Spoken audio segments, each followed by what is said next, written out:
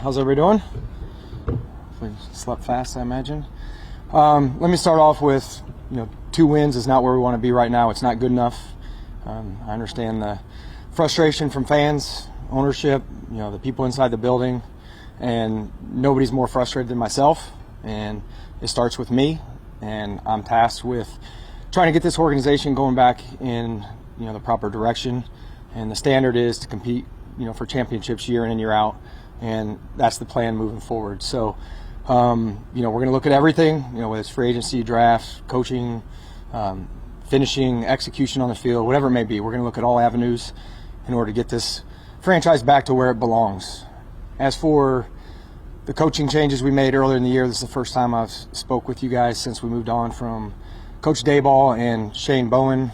Dabes and I have an extended history together, professionally and personally.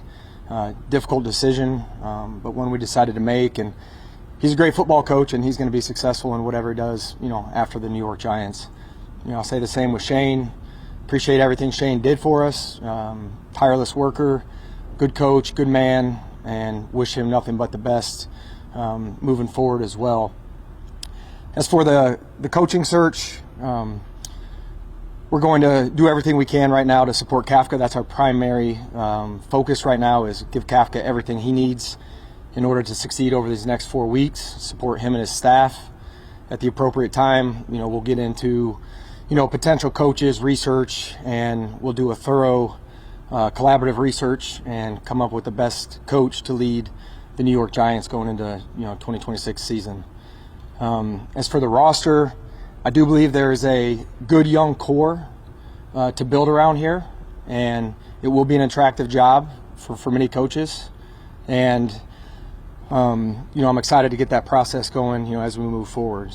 As for, you guys are going to have some questions on Abdul. I know Kafka just spoke upon that, and I'm going to support him with whatever decision he makes in terms of player discipline. So again, I support him with that decision, and I'll just leave it at that. So with that, I'll open it up for any questions you guys might have. Joe, you mentioned that you folks is getting Giants back to routine contention and really turning this around. Yep. Why do you believe that you're the right person to help turn this thing around? Yeah, I understand the question. Again, my focus right now is on supporting Kafka as we go forward, and we'll evaluate all aspects of the football operation as we go forward. And has it been perfect? No.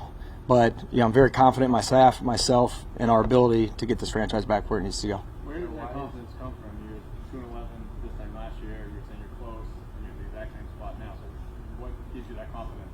Yeah, I understand the question, and I know where you're coming from. It starts with me. I take responsibility for that. But we do have a good young quarterback, that's on a rookie contract for the next 4 years, and that's when it gets fun. When you're building around a young quarterback, you have a good nucleus, you have a good left tackle, you have a wide receiver that had historic years, a rookie season. You got a good running back room.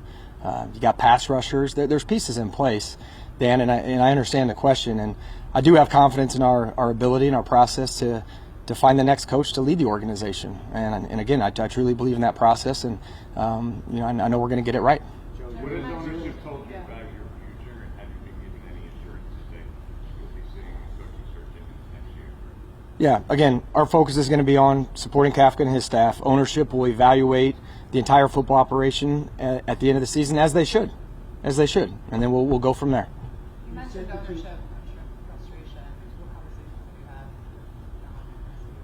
you had? Yeah, again, you guys have seen the results. 2 wins not good enough. I'll keep our conversations between us, but we all know 2 wins isn't good enough. Where we are right now isn't good enough, and it needs to change. Joe, why is you and Brian? Go ahead, Pat. You and Brian Dable came in and worked as a collaborative pair. So why is he held accountable for the results of the 4 years that you were out? Yeah, I understand the question there too, Pat. And again, I'm equally as my hands in it, just like Brian's is. And ownership made a decision to move on. And again, I'm going to do what I can control, and that's support Kafka moving forward. And again, I wish Dave's nothing but the best, and we're going to do everything we can to get this franchise back to where it should be.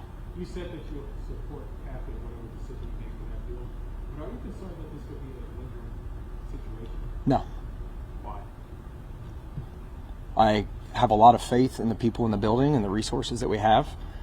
Abdul is a a young man that's 21 years old, that's smart and understands the magnitude of his actions, and also understands what it means to be a pro. And these kids are 21 years old, and they're thrust into the spotlight in New York City, and it's not always going to be perfect. People make mistakes. Nobody's perfect.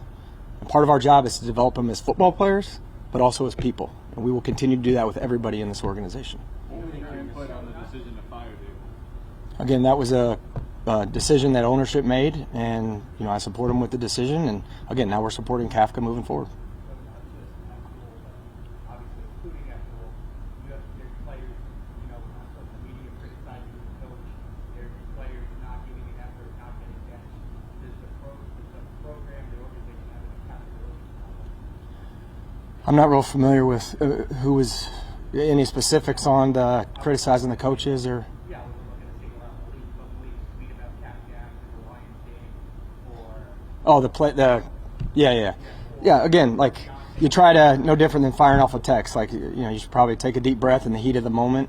Again, a 22-year-old kid that's going through a difficult time right now, not being able to be with his teammates and play, and going through a tough rehab. It's not easy, and there's a guy that's not playing and still, watching, supporting, and feeling the pain with us for not winning. So, again, another young player, it's a different world. It's social media, and we continue to educate these guys, and, we'll continue to do that.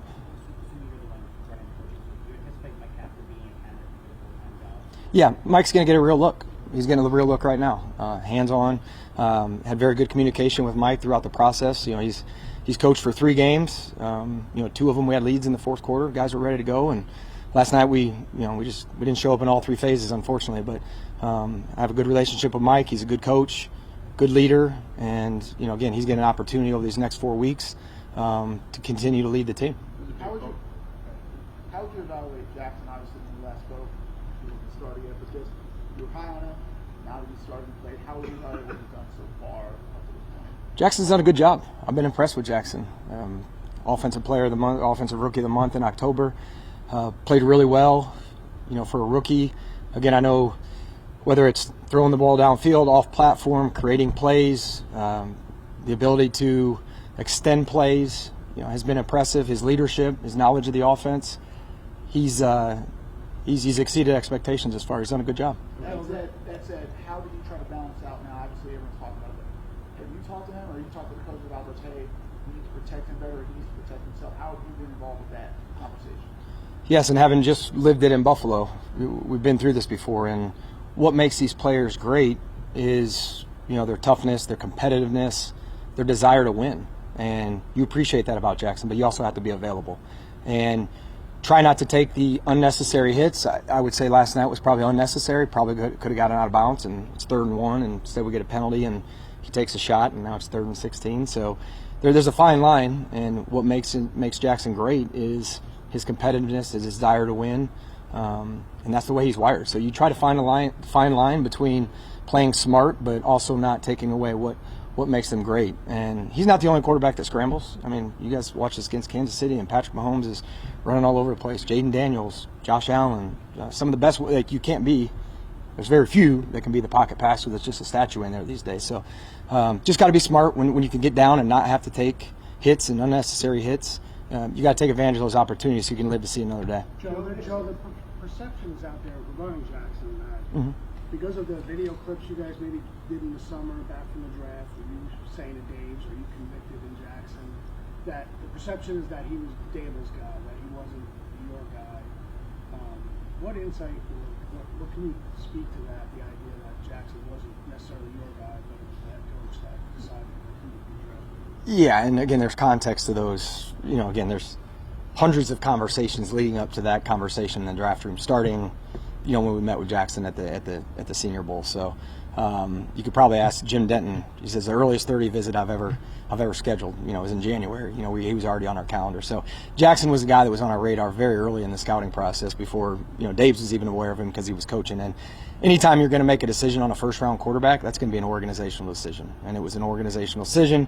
Credit to my staff. They did a phenomenal job gathering information, understanding the landscape of the draft, that, we could get Abdul at 3, and then when's the re-entry point into the first round, where we could still get a quarterback. And again, kudos to my staff, Brandon Brown, Tim McDonald, Dennis Hickey, all those guys. The research they did was spot on. And if you're going to make the decision to move back up into the first round to get a quarterback, all hands are on deck.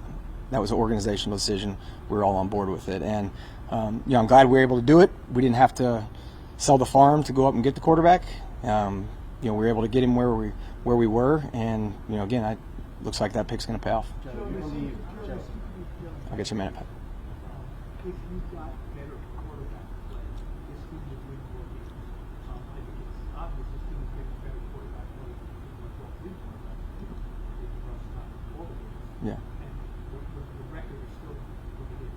So how do you look at that and say you have a young team with some good talent, they're getting better quarterback play because they won last year, and the record is just not there? Yeah, Paul, when you look at the offensively, before last night's game, we were up to 10. We're number 10 in the league. I think we're 14 now. So offensively, we have gotten better. Run and pass, the numbers are better.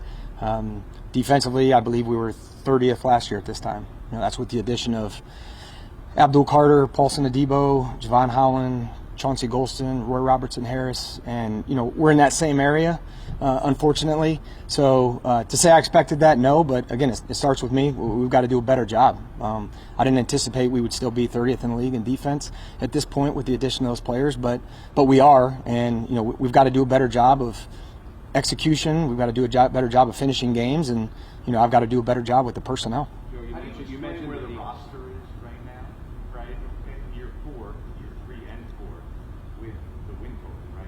Yeah. How do you explain that? Yeah, I understand the question, and I'll just say this, Jordan. Like, as we're looking through it, as we go through the quarter, the coaching search, and what that may look like. There's feedback from outside sources, and as you go through it, in my mind, I'm like, okay, if I'm a coordinator and I maybe want to be a head coach, like, would the Giants be an attractive job to me? Okay, they have a young quarterback that's played at a pretty good level for a rookie. They've got a number 1 receiver that had a historical rookie season. They've got a left tackle. They've got a left guard. They've got a center coming back. They've got a young running back room. Theo Johnson has shown very good flashes this year, of play. So that side of the ball, there's some pieces in place to build around. Defensively, there's pass rush. There's Dexter Lawrence. There's some pieces in the secondary. So when you look at it individually, are there pieces? Yes. But we got to come together collectively as a group, and there's 11 guys on the field that need to be doing the same thing. They need to be on the same page. And unfortunately, we haven't been able to do that. And again, that starts with me, and that's what we got to figure out. It's not just talent. You all got to be on the same page, and everybody's got to be rowing in the same direction and doing their jobs. And that's what we're tasked with. That's part of what we need to figure out moving forward, is how to get these pieces to be on the same page and execute at a high level so we can win consistently. Joe, your bottom line business, why do you deserve to be the one to see it through based on the results under your leadership? Yeah, I understand your question. Again, I think somebody asked the same thing earlier. But again, I'm going to control what I can control, which is support CAFA over the next 4 weeks. Ownership should and will evaluate the entire football operation at the end of it. And I'm just going to continue to support Kafka and his staff and do the best we can over these last 4 weeks. So when you mentioned the defense, you've been Evaluate the significance of leadership on your team by letting guys go, like trading Leonard, letting Julian Love go, Xavier McKinney, Saquon Barkley. Do you think that has played a part in the fact that your team isn't able to finish and doesn't have enough leadership to get to the finish line? I know we have leadership on this team. I'll say that. Like, Brian Burns is a very good leader. He's done a good job. And I hear you on those guys, but you're at different points in the build, okay? You can you want to rush the passer, protect the passer, and get a quarterback, okay? Rush the passer, protect the passer, and have a quarterback.